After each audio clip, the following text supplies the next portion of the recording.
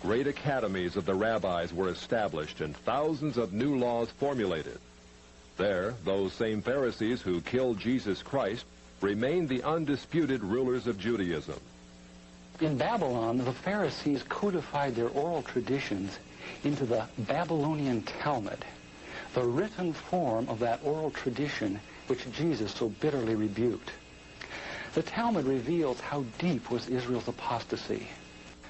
The Talmud also helps us understand the basis for Christ's unflattering descriptions of the Pharisees.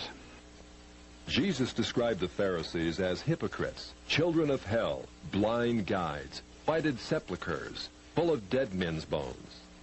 He even described the Pharisees as children of their father the devil, a murderer from the beginning. The Talmud confirms Christ's words.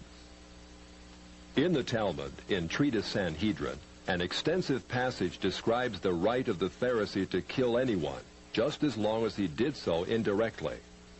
As one of dozens of examples, the Talmud tells us that if one bound his neighbor and he died of starvation, he is not liable to execution. In such an indirect manner, the Pharisees also killed Christ.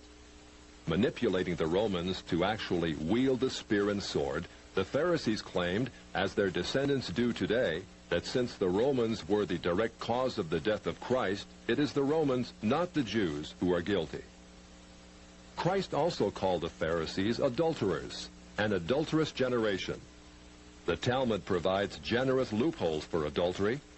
It says the penalty for adultery does not include sex with a minor, the wife of a minor, or the wife of a heathen. The Talmud also encourages seduction of unwed adolescent girls called designated bondmaids. But it's important how such rapes are performed. With the designated bondmaid, one is guilty only in the case of natural connection, but not in the case of perverse connection. The Pharisees reasoned that rape in a perverted manner is outside the jurisdiction of the law. Normal rape, however, was punishable. In Babylon, sexual perversion of every kind had been a way of life for millenniums. The Pharisees were deeply influenced by such practices. In 3 of the major treatises of the Talmud are found extensive passages which give legal endorsement to seduce and marry 3-year-old baby girls.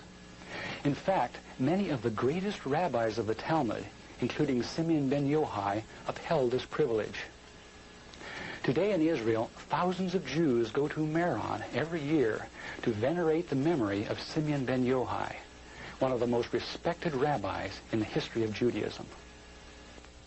In one of dozens of endorsements of child sex, Simeon ben Yochai said, "A proselyte under the age of 3 years and a day is permitted to marry a priest." Agreeing with ben Yochai, the great Rabbah said, "When a grown-up man has intercourse with a little girl, it is nothing. For when the girl is less than this, 3 years and a day, it is as if one put the finger into the eye." The footnote to this passage says, "As tears come to the eye again and again, so does virginity come back to the little girl under 3 years." The same section confirms that sexual activity with small boys is in the same category. The intercourse of a small boy is not regarded as a sexual act. In addition to adulterers, Christ, in the story of the Good Samaritan, portrayed the Pharisees as racial bigots, too self-righteous to respond to the suffering of one who was not a Jew. It is true, because of the wickedness of the Canaanites, which included sodomy and infant sacrifice, Israel had been commanded by God to be harsh in her treatment of the inhabitants of the land.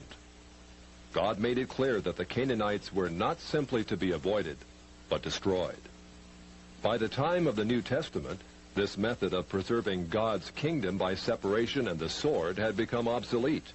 God no longer made a racial difference between men. But the Pharisees were unfazed by God's new agenda. The Talmud was finally written down nearly 5 centuries after Christ, yet its critical, even homicidal attitudes toward Gentiles might have been lifted out of the book of Joshua.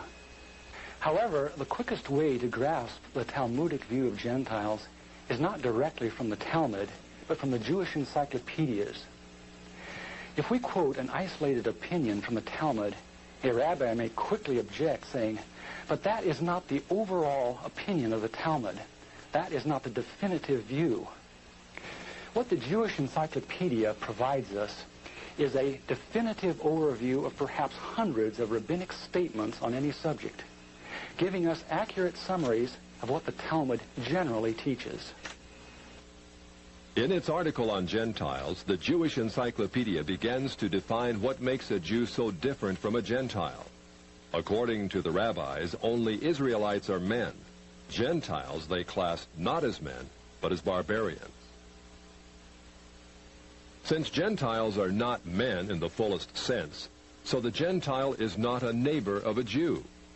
Further, since Gentile laws were too crude to admit of reciprocity, meaning too crude to be taken seriously, the Gentile was forever beneath the Jew. Gentiles were outlawed by God from the beginning, and thus had no property rights. The Almighty offered the Torah to the Gentile nations also, but since they refused to accept it, he withdrew his shining legal protection from them and transferred their property rights to Israel, who observed his law. Since the Talmud outlawed the child, or issue of a Gentile, as that of a beast, a Gentile had as little legal rights in a Jewish court as did an animal. The Talmud states that if a Gentile sue an Israelite, the verdict is for the defendant, the Israelite. Conversely, if the Israelite is the plaintiff, he obtains full damages. Because the Talmud conspires against Gentiles, if a Jew was ever caught telling a Gentile what the Talmud really says, such a person deserves death. So vile was the nature of a Gentile that the great Simeon ben Yochai said, "The best among the Gentiles deserves to be killed. The best of snakes ought to have its head crushed." Jews, however, are exalted beings in the Talmud, worthy of praise. Christ described the Pharisee who blessed himself, saying, "I thank thee, Lord, that I am not as other men." An eminent Talmudic rabbi says the same. "Blessed be thou, who hast not made me a Goy, or Gentile." There is a special antagonism between the Talmud and Jesus. The Talmud attacks him everywhere it can, even his mother. Mary, the Talmud says, was a whore who mated with carpenters. She who was the descendant of princes and governors played the harlot with carpenters. It naturally followed that the scribes declared Christ to be a bastard. In its article on Jesus, the Jewish Encyclopedia says that Jewish writings defame Christ. It is the tendency of all these sources to belittle the person of Jesus by ascribing to him illegitimate birth, magic, and a shameful death.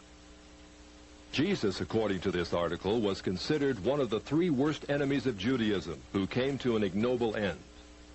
The Talmud says they subjected him to 4 deaths: stoning, burning, decapitation, and strangling. The Talmud also says he is now in hell, punished with boiling hot excrement. What is Christ's advice as he speaks to us out of hell? The Jewish Encyclopedia quotes Jesus as telling us above all to bless the Jews. He says, "Further their well-being. Do nothing to their detriment. Whoever touches them touches even the apple of his eye." Christians, as followers of the false prophet Jesus, also deserve death. The Jewish Encyclopedia again recaps the Talmud's position. A Gentile observing the Sabbath deserves death. The testimony of a Christian was not admitted in evidence in Jewish courts, and an Israelite who found anything belonging to one who was a Christian was forbidden to return it to him. The Pharisees, through their Talmud, thus gave the Jews an ethic which encouraged bigotry and isolation. But it did worse than that. It invited persecution. By the 11th century, the inhabitants of Babylon, growing weary of the self-righteousness and dishonesty of the Jews, expelled them to the west. That's part of our faith. They had to read the Bible, the Torah. And that carried the Jewish people as a unique people of the book, as we call it. The people of the book not only knew the book, they could read the book. The capacity to ask questions, which is what the Talmudic tradition did across Jewish communities. It never defined the end of knowledge. It never put an exclamation mark on truth.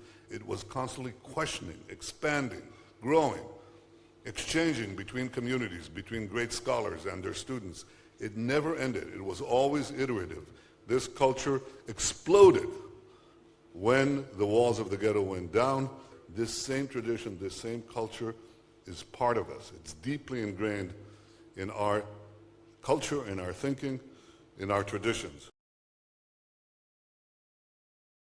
Israel's fight is our fight. We are one. We are united. We will not be discouraged. We will not be defeated. We will not be intimidated. We will not sit down. We will not be silent. We are the worst nightmare of the anti-Semites of the world. The victory is going to be ours.